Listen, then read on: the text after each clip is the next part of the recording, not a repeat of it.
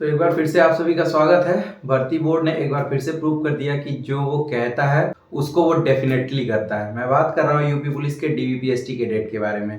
पहले से ही आपको पता है कि दिसंबर के तीसरे सप्ताह में डीवीपीएसटी होने की संभावना जताई जा रही थी। ये जानकारी तब सामने आई थी जब कट ऑफ जारी किया गया था, वो भी लिखित तौर पे उसमें बताया गया था। और सोचो आज है 13 तारीख, दिसंबर का दूसरा सप्ताह अपने रनिंग मोड पे है। तो ये कह सकते हैं कि दिसंबर के तीसरे सप्ताह में डॉक्यूमेंट वेरिफिकेशन तो नहीं होगा, लेकिन डॉक्यूमेंट वेरिफिकेशन के लिए जो मेन डॉक्यूमेंट लगता है यानी कि डॉक्यूमेंट वेरिफिकेशन से रिलेटेड एडमिट कार्ड, वो 16 तारीख को uppv.gov.in पे आप जाके डाउनलोड कर सकते हैं। तो कहीं ना कहीं ये बहुत बड़ी खुशखबरी है। और ये तो मैं बिल्कुल नहीं कहूंगा कि जैसा मैंने कहा था वैसा ही हुआ, क्योंकि जैसा मैं कहता हूं वैसा हो या ना हो, जैसा भर्ती बोर्ड कहता है वैसा होना बहुत जरूरी है। अब इम्पोर्टेंट ये है कि जो लोग इंतजार कर रहे थे कि जल्दी से जल्दी डॉक्यूमेंट वेरिफिकेशन हो जाए और कौन कौन सा डॉक्यूमेंट लेके जाना पड़ेगा, डॉक्यूमेंट को किस तरीके से वेरीफाई कराना है, उसके साथ क्या क्या चीजें लगेंगी, इन सारी चीजों का समस्याओं का हल इस नोटिस में आपको देखने को मिल जाएगा। कुछ ऐसी समस्याएं जिसको बाद में क्लियर कर दिया जाएगा।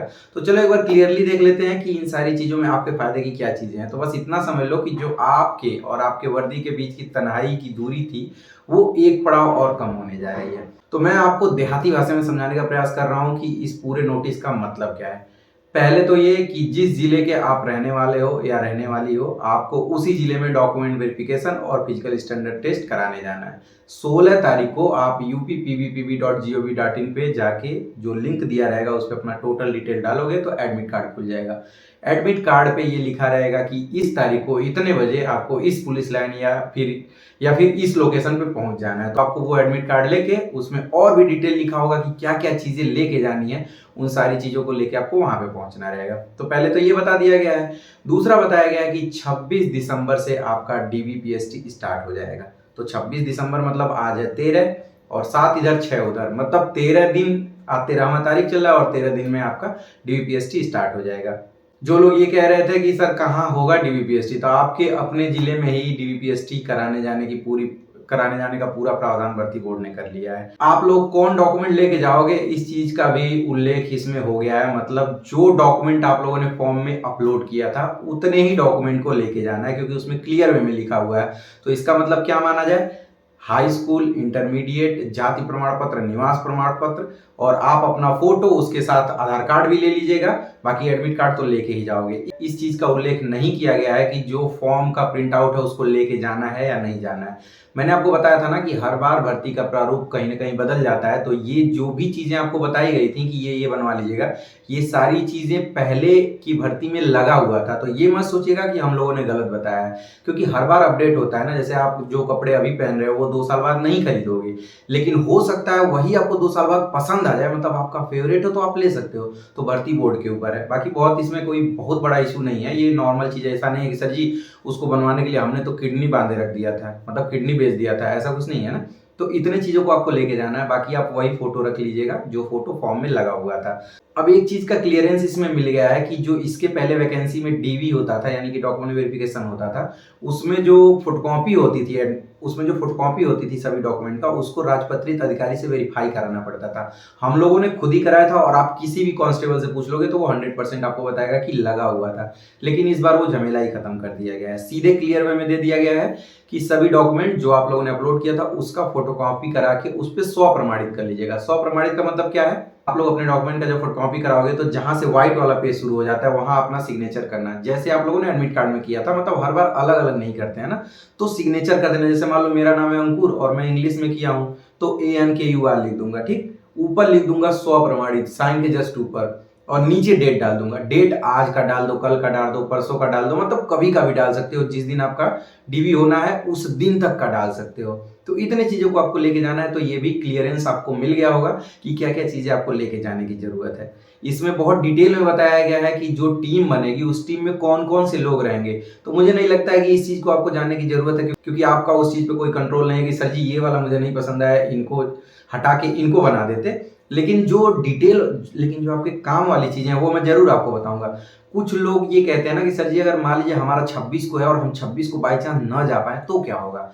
तो अगर आप 26 को न जा पाते हो तो एक एप्लीकेशन के साथ जो नोडल अफसर हैं उनके पास एप्लीकेशन पहुंचवा देना, या जैसे भी होगा उनके पास पहुंचवा देना। तो जिस दिन आपका डीवी है उस दिन होने के बजाय उससे उस दिन से लगाए जो अंतिम तारीख रहेगी डीवी का, उस दिन के बीच में किसी दिन आपको बुलाया जा सकता है। अब एक चीज ध्यान देने की जरूरत है, इसका मतलब ये नहीं है कि कभी भी आपको डीवीपीएसटी के लिए बुलाया जाएगा। अगर बाई चांस आप उस दिन पे नहीं पहुंच पाते हो तो अप्लीकेशन बाद में भी लेके जाओगे, लेकिन इस चीज का ख्याल रखना है कि जो डीवी और पीएसटी का लास्ट डेट है उससे पहले ही लेके जाना है। मतलब अधिक से अधिक आपको डीवीपीएसटी का जो लास्ट डेट है उस दिन तक का मौका मिल सकता है, मतलब लास्ट दिन आपको डीवीपीएसटी कराना ही पड़ेगा।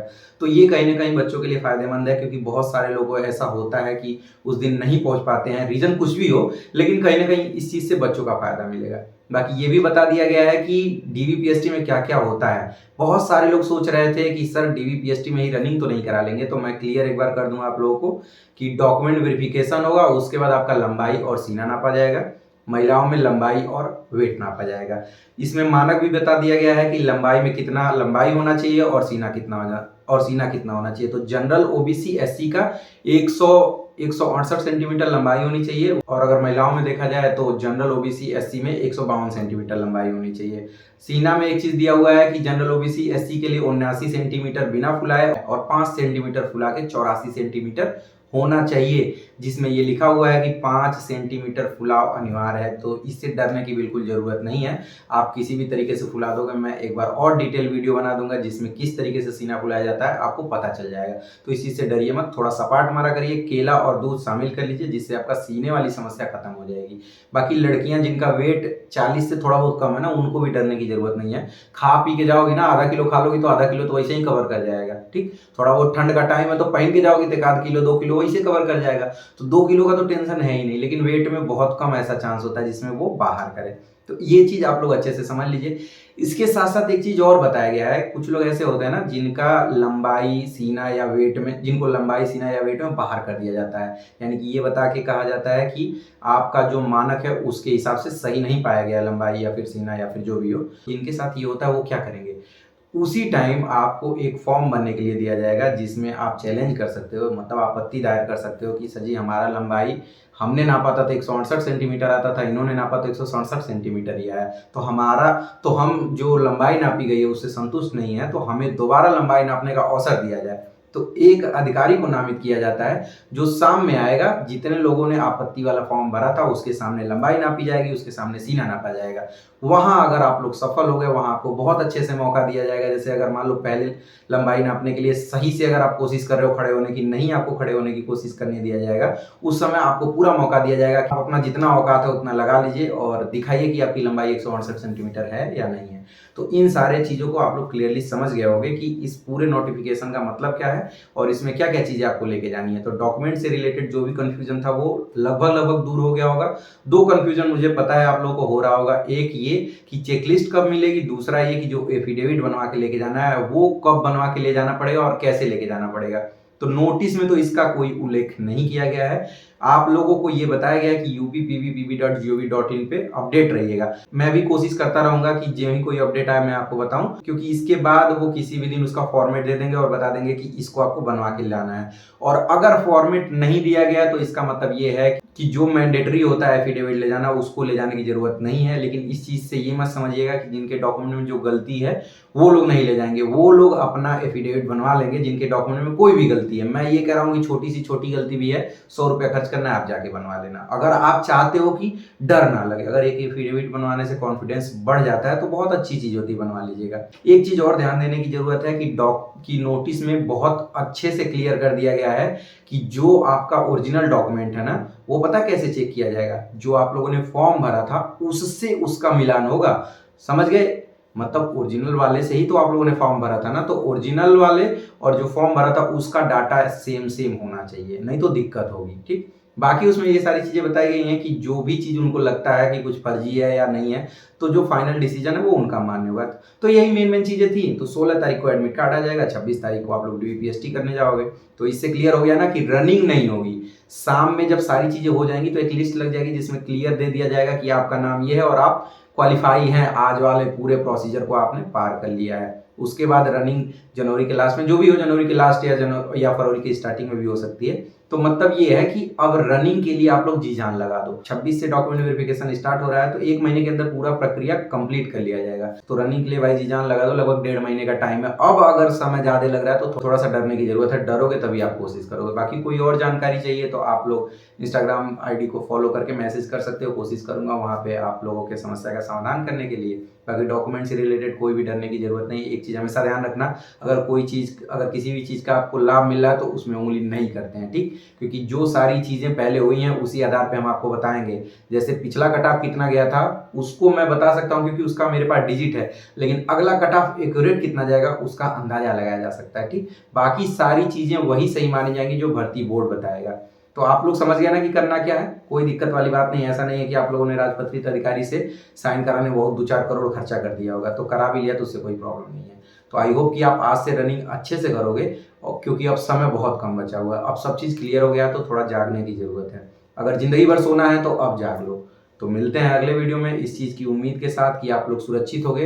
पैर पे चोट लगने से बचाना है अपने आप को, झगड़ा मारपीट करने से बचाना है, कुछ दिन की और बात है। कुछ दिन जी लो गीदड़ वाली ज़िंदगी, उसके बाद तो शेर की तरह जीना ही है। मिलते हैं अगले वीडियो में, तब तक के लिए बाय बाय।